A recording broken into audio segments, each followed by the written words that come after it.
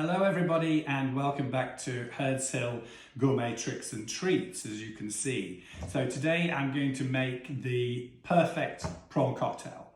And as you know, you've probably had them from Tesco's and elsewhere, which is sort of soggy prawns and a bit of Mari Rose sauce. But this is the original recipe and talked about in the Prawn Cocktail Years, which you now will all know is one of my favourite cookbooks. So I'm going to start with the sauce.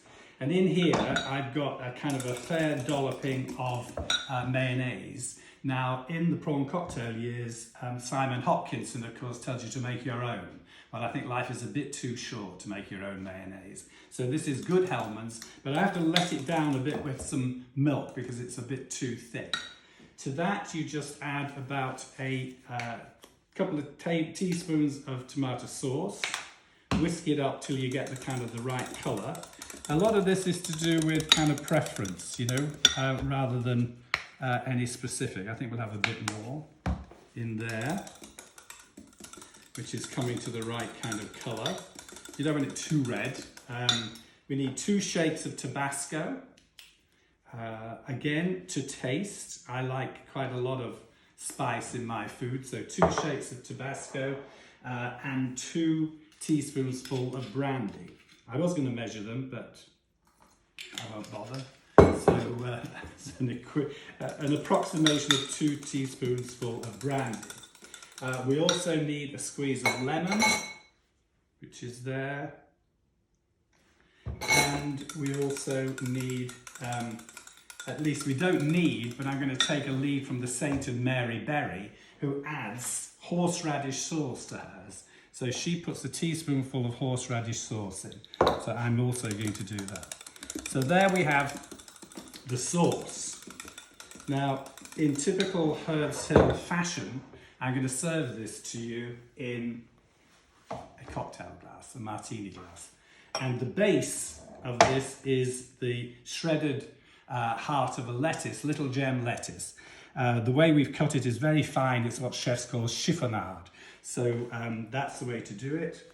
We add to that cucumber and spring onions, mix those together pretty well, and we put those in the bottom of our cocktail dish. We then simply add in a quantity of prawns, however many you need. We like quite a lot at Hurds Hill here. And then we finish that off by just pouring over the sauce and let the sauce, give it time to run through the prawns. So it may seem a bit thick as it is on the top here, but it will all run through and settle in beautifully. Isn't that looking good? And then we want to finish that off with a little sprinkle of paprika. Now, if you're not careful when you're doing paprika or anything else, it will go all over the place and you'll end up with too much. So I just put a bit in the palm of my hand and just sprinkle it on like that. Now, of course, it's not finished because what do we need? We need to dress the glass with lemon.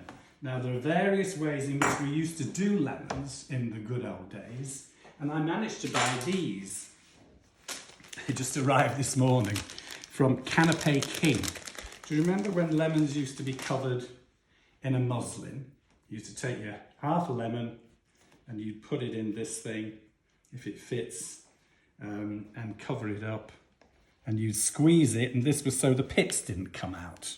Bit of a fiddly kind of job. Okay, so here you are, there's the lemon nicely covered in the muslin bag, and of course you would then squeeze it over the top.